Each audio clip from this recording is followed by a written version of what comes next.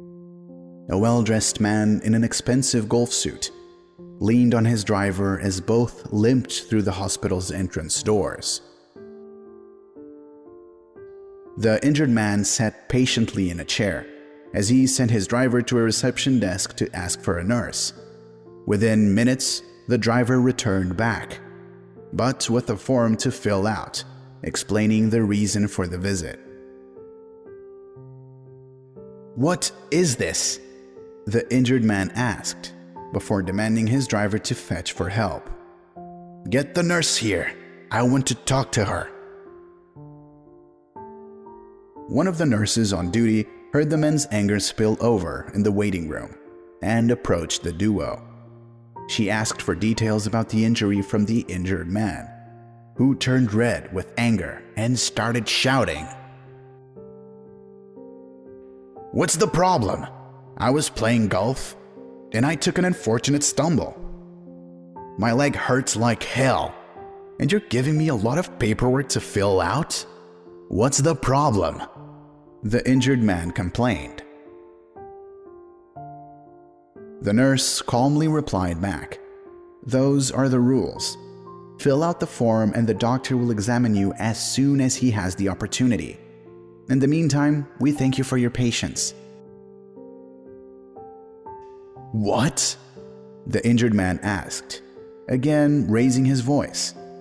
He tried to jump up, but a sharp pain ran down his hurt leg, forcing him to sit down once again. Clenching his teeth, he asked the nurse, "Don't you know who you're talking to? Do you know who is in front of you?" The aggression intimidated the nurse, who took a step back and glanced in disbelief at the driver, who could only gesture the situation was beyond him. "I am the one who has donated so much to your hospital that it practically belongs to me. Thanks to me and my money, you have a job. I'm in pain, and I'm supposed to sit and wait? I know all your directors. Just one call, and you and your doctors will be on the street. Is that what you want?" cried the man. "Sorry, we treat all patients equally, but we have a boy who was hit by a car, and all the doctors on duty are in surgery. There's no one else to see you," the nurse replied. "I don't care. Let the others come. My leg is more important than anything," cried the angered philanthropist. "Let your doctors decide what's more important to them, either some boy or their posts. Go and pass it on." "But I can't," the nurse insisted. "They won't let me in the operating room. It's sterile in there." "You don't work here anymore."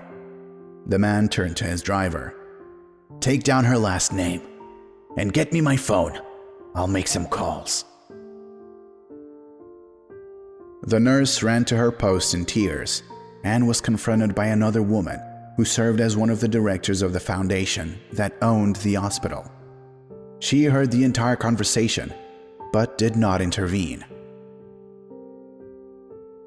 "I made inquiries," said the woman, handing the man a check. The man, astonished at what was happening, looked at the number. "What is this?"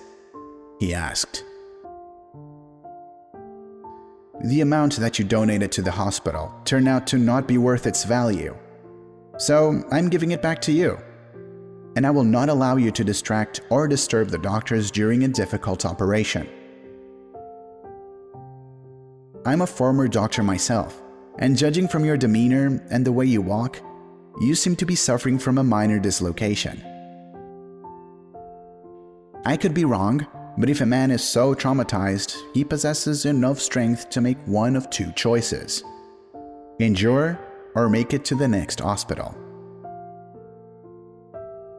If you are rich and part of your money is spent on helping your neighborhood, do it discreetly.